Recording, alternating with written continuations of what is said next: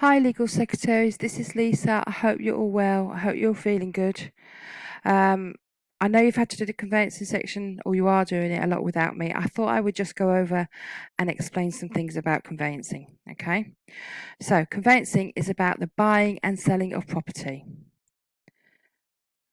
Right, so it's normally quite a large department in local solicitors' offices. So most solicitors will have a conveyancing department because everybody wants to buy a house. I'm sure you're going to want to buy a house at some point. So this department deals with the buying and selling of houses.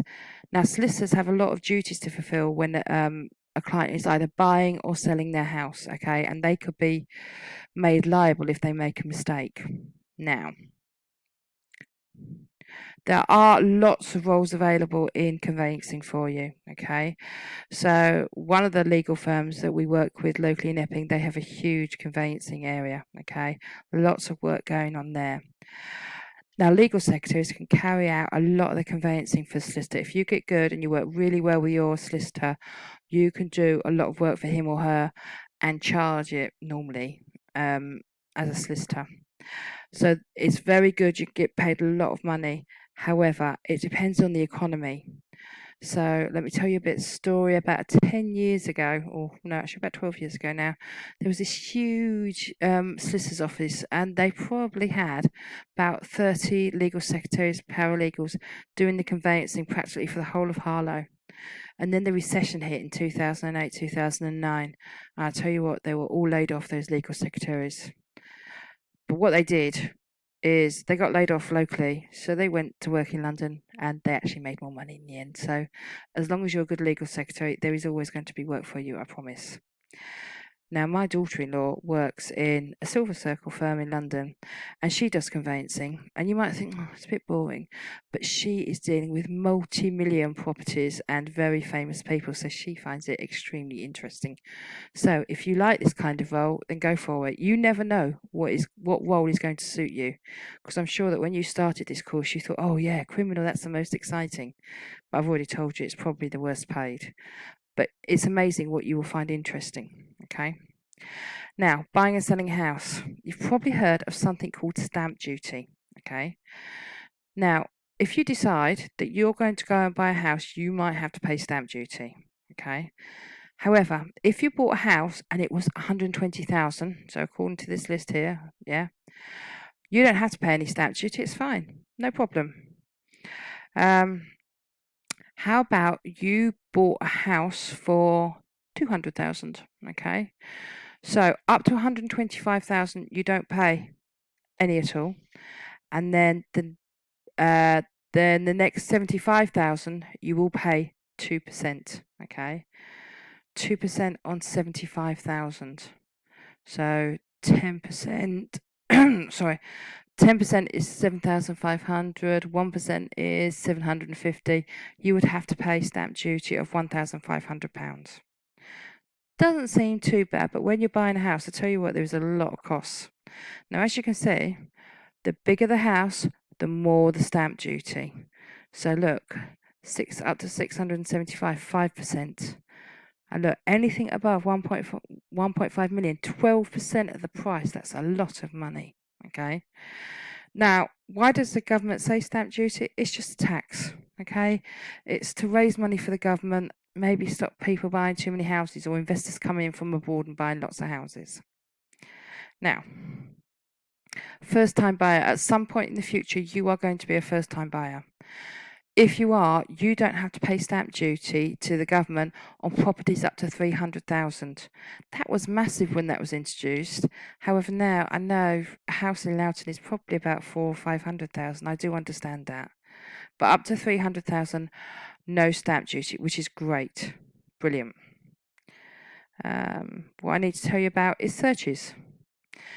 Now, the solicitor, or you're actually going to probably be going to doing this work, is you're responsible for local searches and to make sure everything's okay. So you've got to search if there's any subsidence in the area where your client is buying the house. Are there any new buildings or estates planning to be made? You know, when you're at college and you look out the window onto that lovely field, yeah, it's beautiful, isn't it? But there's now planning permission for loads of houses there. So if last year you were going to buy a house around the edge of the field, which would have been lovely, did the solicitor check to see if these new buildings were in the pipeline? Because if they didn't check and these new buildings were in the pipeline, you have a right to sue your solicitor, okay, because they made a mistake. Now, your solicitor should also be able to check whether there is a flooding risk, okay? If the area you're going to buy in is prone to flooding. They should be able to tell you about the water, sewage and other utilities. For example, in my house, in my garden, it's really annoying, but there is a drain and all the other neighbours' wastewater goes through that, and it's really annoying, but I was told when I bought the house. They're supposed to tell you if there's any deaths or murders have occurred. They also must tell you if there's been any problem neighbours. Maybe you've got a neighbour from hell next door on the house that you're buying. They must tell you that.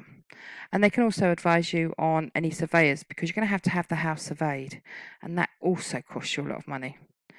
Now, what I want to talk to you about next is the cost of buying a house. It's unbelievable. So, deposit of 20%. Let's suppose you bought a house for 300,000, okay?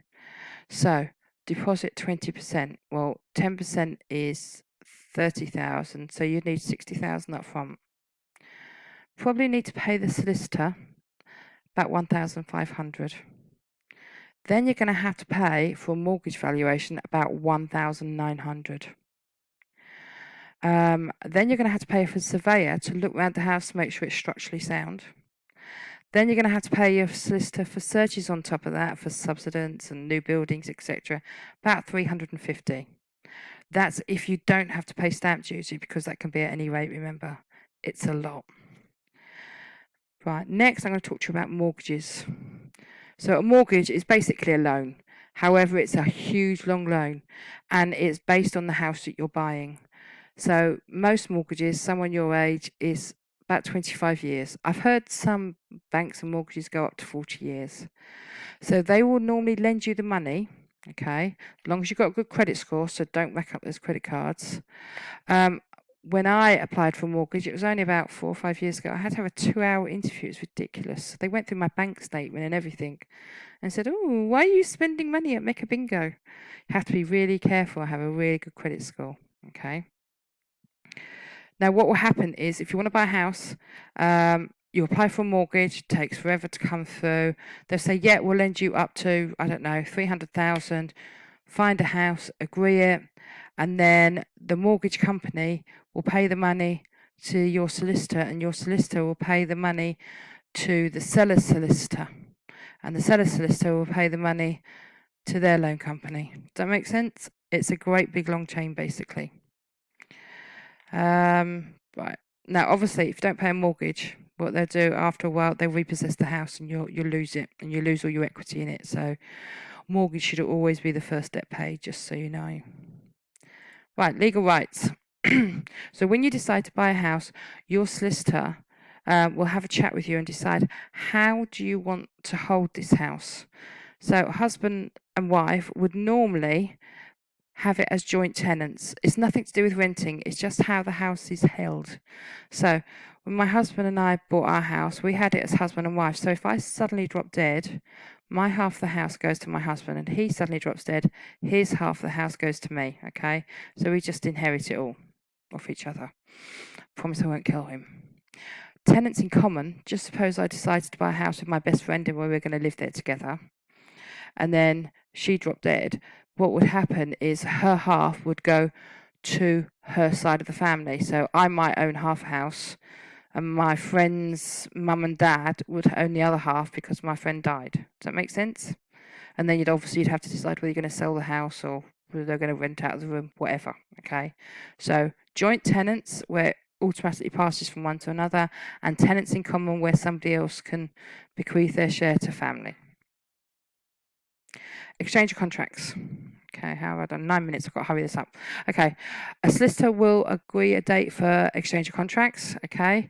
Once this date is decided and the deposit is paid, it is non-refundable. So if you decide to exchange contracts and then change your mind, you're not going to get your money back. So pay your 60,000 deposit and then go, yeah, I decided not to go for that house. You've lost your money. Your 60,000 has gone.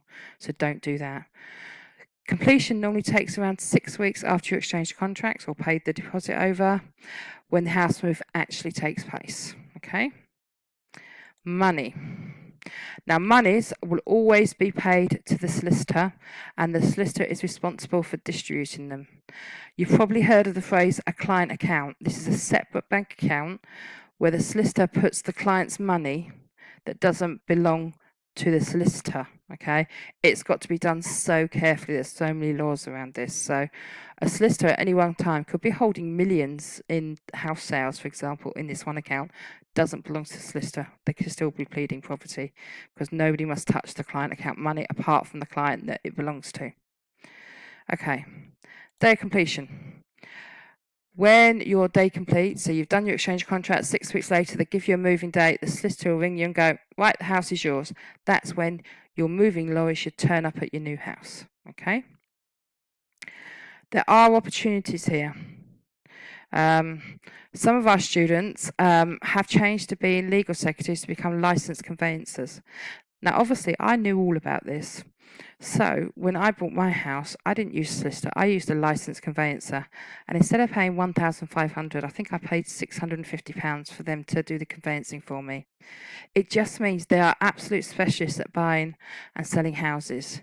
Now, these licensed conveyancers can be solicitors that only want to do conveyancing, but most of the time they are legal secretaries that have just done a little bit more training. Okay, that salary is probably a bit low now. I think it's probably gone up. So this was done for a few years ago. Okay, so think about that. Think about becoming a licensed conveyancer. With this course, you've got so far you can go. Now, nosiness.